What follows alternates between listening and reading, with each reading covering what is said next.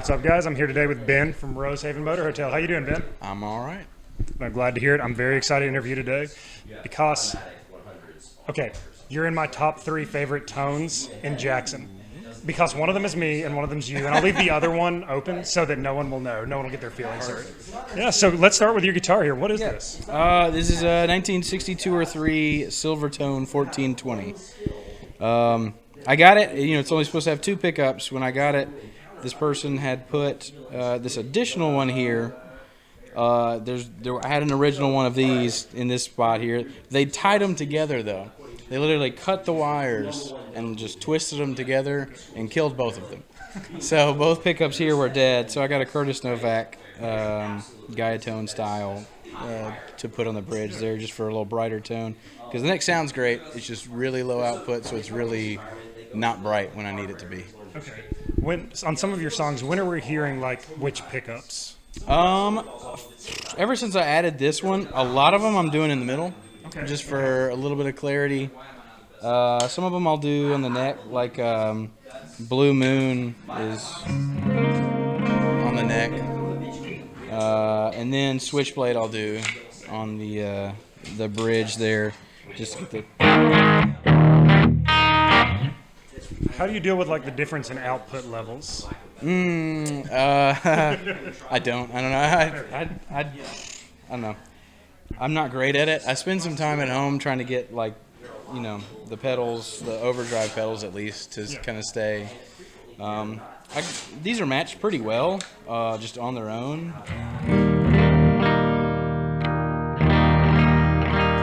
It's a little stronger on the bridge, but it's also a lot closer, and it's just brighter, which is what I wanted it to be. So. Perfect.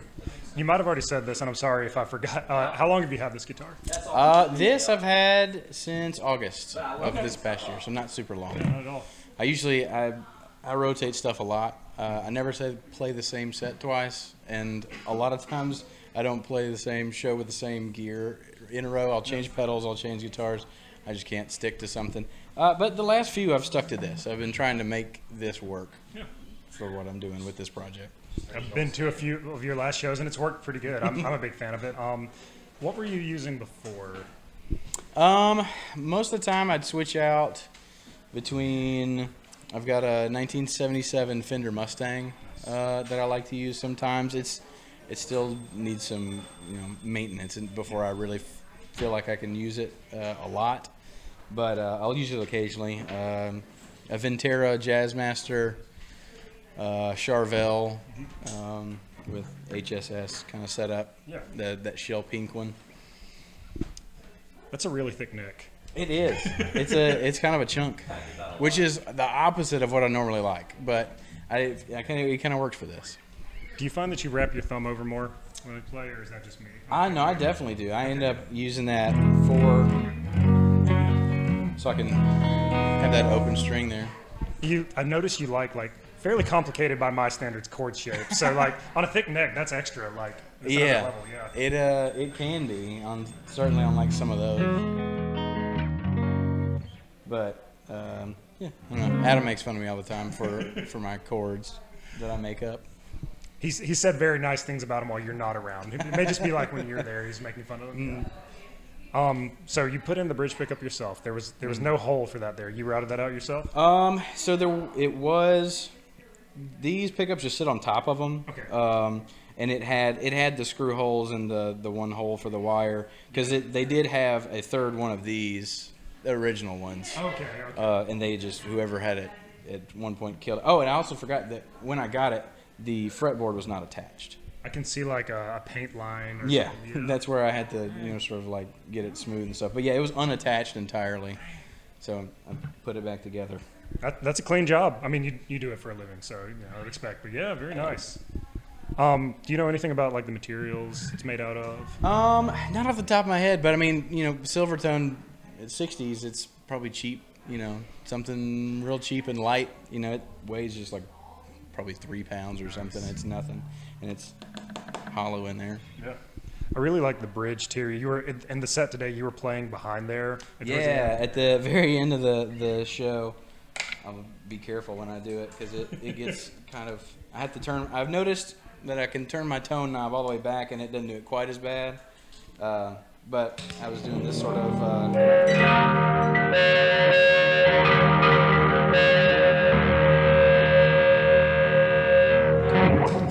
kind of thing. Yeah, he was wanting to go. Very cool. Anything else you want to talk about this guitar? Anything we missed? That's pretty much it. Yeah, super cool. Okay, well, let's go on to your pedals if that's cool. Yeah. Just run through the signal chain. Going through the tuner. This is going to make me look like a Walrus fanboy for sure, but I've got the Walrus 385, the second version they did recently where it's got this additional switch for like a plus kind of thing. Kind of makes it sound like a fuzz, but I got this because it could basically be two overdrives because you've got your main overdrive, like your main A, then you can switch it over and it's, you know, the same pedal without having to do it. It's the same drive. You just get different settings on there. Is that like an always on for the most part, or? For a lot of them, yeah. I use the lighter setting for a lot of stuff. Do you ever play just straight amp? I do, especially now that I've got this Lion Tamer thing. Oh yeah, that's the. It's not an attenuator, but it's like in the effects loop. Yeah, it's basically just a volume knob on the effects loop. It goes just immediately in and out of the effects loop, and it's a volume knob. So I can get the preamp cooking a little bit, which normally I could not ever do on this amp in these venues. Unbearably loud. Yeah. For sure. I'm sorry. Yeah, go ahead with your pedals. Then we got the cattle and bread, basically a rat. Okay. Distortion. I just like the sustain on a distortion as opposed to like cranking the overdrive really hard. I don't know, it just sustains on that thing so much better. Sometimes a little too much. Sometimes I can't control it. Then we got the Julia. I've had this thing for a long time now, and I love it. I don't know. This is like the one thing that never comes off the board, pretty much. Occasionally I'll try a different thing. I've got like a whoever rotary thing, a Keeley. I've got a Keeley rotary pedal that kind of does like a chorusy vibrato thing, and I like it sometimes, but this, I don't know, this is just good. Do you ever play with the settings of the Julia, or you've pretty much found like a sweet spot? For the most part, I've got it kind of set, unless I am doing specifically a different type of set. But for any of my stuff, I kind of leave it right here, where, you know, it's got this continuous knob here going from dry to chorus to vibrato, and so you can kind of mix chorus and vibrato or chorus and dry. I usually leave it like halfway between chorus and vibrato, so I get a little bit of that seasick thing. And I think a lot of times that kind of, with this guitar and this drive, that kind of became like the Rosehaven sound live for a while, especially like.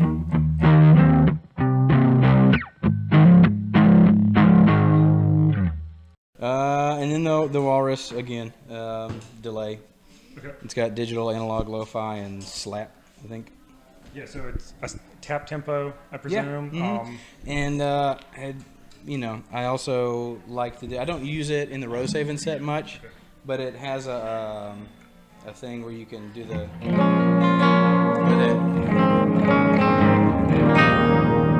sort of oscillate on itself, and I use that for when I'm like an extra guitarist and things. And then the MXR compressor, just for this guitar specifically, the output's so low that like just do it to kind of get it in line with other guitars. Yeah, makes sense. And this is all pre-effects loop. This is like straight into the preamp. Yes, this all goes straight into the amp there, and then I've got. If I can make this not fall. Oh, that's a dangerous game. I've got the Lion Tamer in there, which now I can actually get the preamp up to like 4.5, where it gets a little bit of drive just on its own if I want it to. Yeah. So then it's like now I have like 3 drives if I want them. My experience with like doing like a cranked preamp is like very touch sensitive. Do you find that to be the case? Like you can really control how much you're getting? Definitely. Which is what I've always wanted to do with that. Like I could do it at home if I, you know, put some earplugs in and no one's home, and I could do that. And I've always wanted to be able to use that at a gig. It makes this particular project so much easier to work with. Makes sense. So how long have you been running through this Hot Rod Deluxe, right? Yes, it's a '90s Hot Rod Deluxe. I think the first series. Okay. You know, they've got like the 1, 2, 3, whatever. I think maybe 4 now. This is the one, I think. Nice. Yeah, and I've had it since I bought it on eBay in like 2012 or 13. Okay. Yeah. For like $200 or $300, or probably not 300. I don't think I would have spent that much. So that's a really good deal. So Yeah. this has been like the Rose Haven amp, I presume. Yeah, that's really my only amp I've ever had. Yeah. Impressive. Yeah. I can't say the same. That's awesome though. That's what I was saying. Like my first band, I was running that Epiphone Les Paul straight into the Hot Rod, and that was all I ever did. Solid. Yeah. I mean, it's the backline amp for a reason, you know? Yeah. But you make it sound really good. We've kind of gone through this really quick. I know we're like pressed for time, but is there anything I've failed to touch on? Anything else you want to talk about? Not necessarily. Like I said, I mean, just, you know, everything kind of changes a lot. This is what it is right now. But I usually am switching stuff out. I'm never keeping it consistent. Probably should. It would be better, but. I'm down for you changing. I mean, we can do another one of these Yeah. later. Yeah, for sure. Oh, cool. Well, if that's everything, it's been a pleasure. It was a great set. Appreciate it.